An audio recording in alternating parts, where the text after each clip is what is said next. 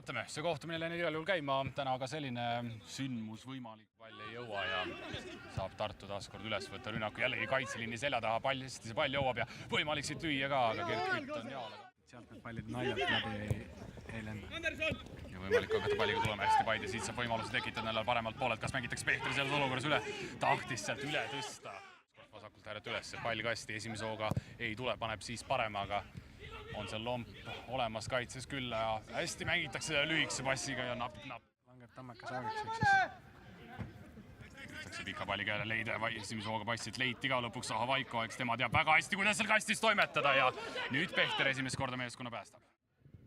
Mänguplaan või soov mängida on olnud natuke nagu lihtsam. Ja vaatame siis, Saha Vaiko võtab siia ette ja paneb üle ära ja see on tema 200 värav Premium liigas. Ja nägite, kui vähe on Slava Saha Vaikol vaja. Kui vähe on sellel mehel vaja, anna natukene ruumi ja paneb sinna esimesse posti ära ja Pehteril teha oli siin kindlasti midagi, aga väga hästi ikkagi Saha Vaiko selles olukorras ka suunas. Nii et 200 väravat Vjatšeslav Saha Vaikol Premium liigas täis tänavuse hooaja 8. ja näeme seda siit nüüd. Siit veel Tammekal üks võimalus siin esimesse posti tekib ja Kütt toob ära nurgast. Ja Roosnup seal mängib selles olukorras Paju üle, vaatab, kas läheb nüüd päris lõpuni ka välja. Jasperile paremale, nüüd on seal ruumis Saha Vaiko vasaku jalaga, natukene sätib ja ehk liiga pikalt sätiti seda rünnak.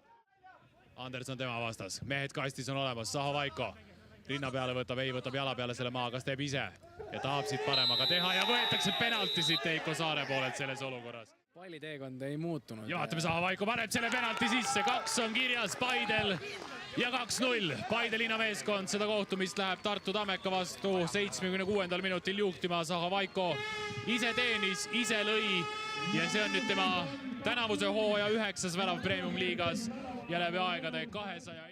Mis tema ülesanne selles kohtumis on? Kas läheb siit lõpuni ka Tomson nüüd välja? Ei tule siit. Aga Saha Vaikolt tuleb. Ja Saha Vaiko 3 ja paneb ära. Ja see, kuidas nüüd Tartu seisis kaitseliinis. Ja see oli nagu Viini poistekoor, üksinda seal reas mehed on ja mitte miskit ei tulnud. Ja Saha Vaikolt 3, aga uskumatu, kuidas Tomsonil lasti purjetada. Jah, et ka väga-väga rahulikult võeti seda asja. No ikka väga rahulikult. 5 meetri kaugusel. Vilistab selle kohtumisega lõppenuks ja nii on. Paide meeskond võidab.